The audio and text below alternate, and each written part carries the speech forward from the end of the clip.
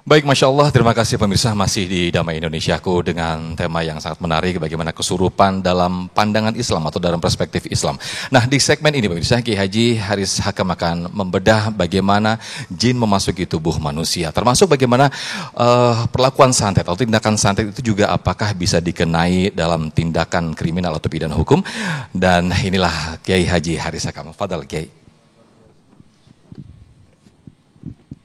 Assalamualaikum warahmatullahi wabarakatuh.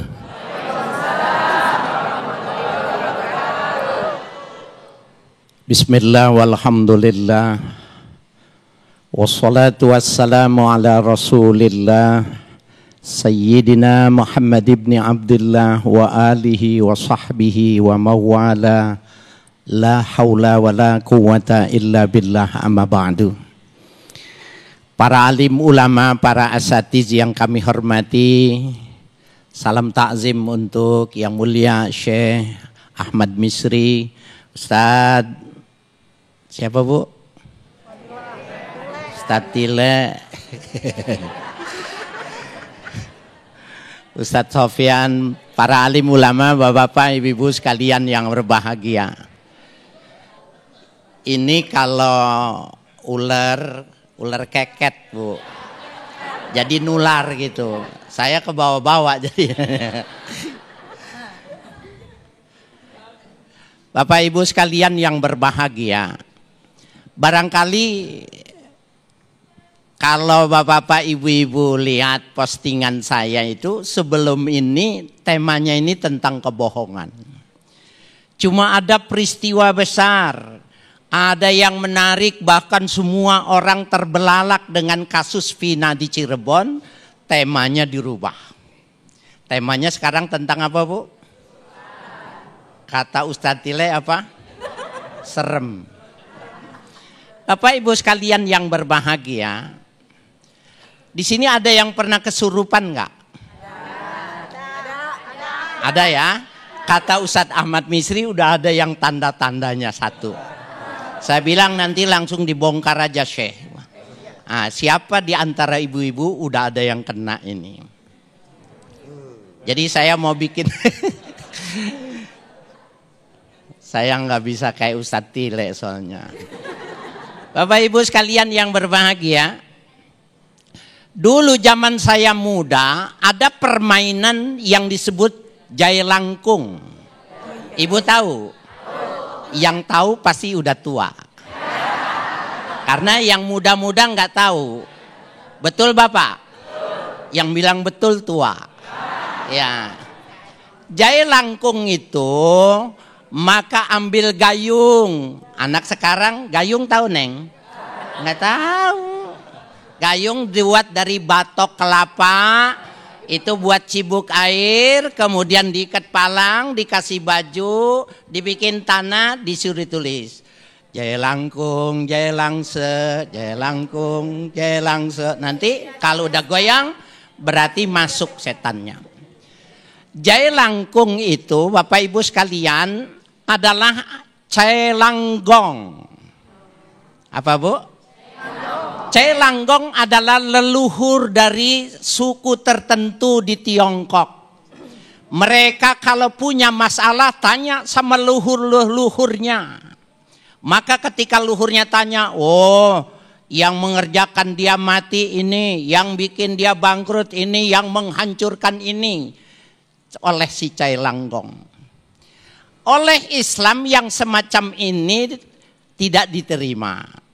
Bahkan Bapak Ibu sekalian, hukum kita yuridis formal di Indonesia, baik yang dari Belanda sampai dengan KUHP pidana, belum memasukkan bagaimana hukum orang yang terkena santet.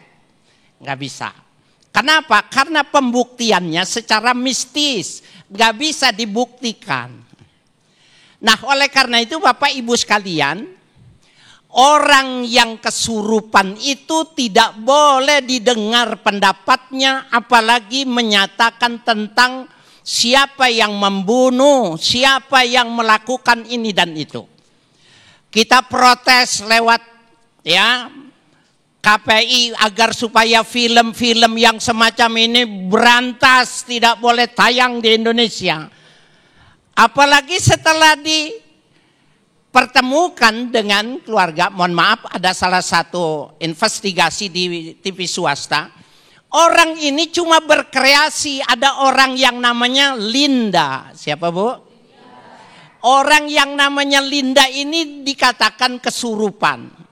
Maka ini dijadikan media untuk bertanya terhadap masalah itu. Maaf Bapak Ibu sekalian yang berbahagia, pendidikan yang semacam ini tidak bisa edukasi yang kita tolak. Enggak bisa. Bapak Ibu sekalian, nanti orang mengandalkan. Dulu zaman Grehon, Ibu tahu? Oh, saya nanya kemarin. Bapak tahu zaman Grehon kemarin, Pak? Ada yang masang enggak di sini? Zaman Grehon, sebelumnya Grehon apa Pak? Nalo, sebelumnya Nalo. Wah Ibu tahu juga, hebat. Mohon maaf ya, rankingnya di sini Pak. Ya. Itu Bapak Ibu sekalian orang yang normal, orang yang sehat. Ada orang gila datang, dikasih rokok, Bang Dani. Besok yang keluar nomornya berapa? Dia bilang rokok dulu. Dikasih rokok disebut aja 35. Pasang nomor 35 keluarnya 53. Maka ketika dia musyawarah, oh kalau orang gila ngasih masangnya terbalik. Ibu lucu. Bapak Ibu sekalian yang berbahagia, saya ingin mengatakan bahwa orang ini gak boleh dipegang hukumnya. Tidak boleh dipegang perkataannya. Kalau dia menunjukkan siapa yang membunuh Vina, tidak boleh. Gak boleh dipedomani. Bapak Ibu, di dalam Al-Quran ada sebuah kata yang cuma satu kali penyebutannya. Yatahobbata. Yatahobbata itu maknanya kerasukan. Ya tahobbal. Dia dalam tafsir Tobari, yatahobbato itu diartikan yatahobbal. Maknanya orang terpengaruh oleh setan, maka dia seperti orang gila. Maknanya apa? Akalnya tidak normal. Alladzina ya'kuluna riba. Orang-orang yang makan riba dulu di dunia, la yakumuna illa kama yakumul ladzi yatakhabbatuhu syaitanu minal massi. Orang yang makan riba dulu di dunia, dia tidak akan bisa bangun nanti dari kuburannya. Kenapa tidak bisa bangun? Kecuali dia seperti orang yang kesurupan. Di dalam Al-Quran kata itu cuma satu kali. Apa maknanya? Al-Quran mengakui bahwa manusia bisa kemasukan setan. Oleh karena itu Bapak Ibu sekalian, kenapa orang yang berpendidikan sekarang sudah ada S3? Pendidikan semakin banyak, orang pintar semakin banyak, tapi orang percaya kepada hal-hal yang klinik.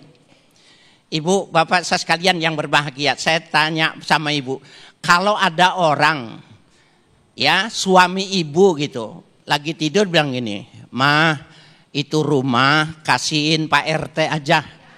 Mobilnya kasih aja, saksiin ya, itu udah mulai hari ini, besok kasihin besok." Ibu besok mau ngasihin nggak? Omongannya berlaku nggak? Saya udah tahu jawaban Ibu, pasti Ibu nggak setuju. Kenapa Bapak Ibu sekalian yang berbahagia? Karena omongannya tidak dengan akal. Masa orang sekarang masih diajarkan pola primitif, menghidupkan manggil celanggung, menghidupkan jin untuk bertanya siapa yang melakukan pembunuhan. Ini adalah pola dan kita tidak setuju.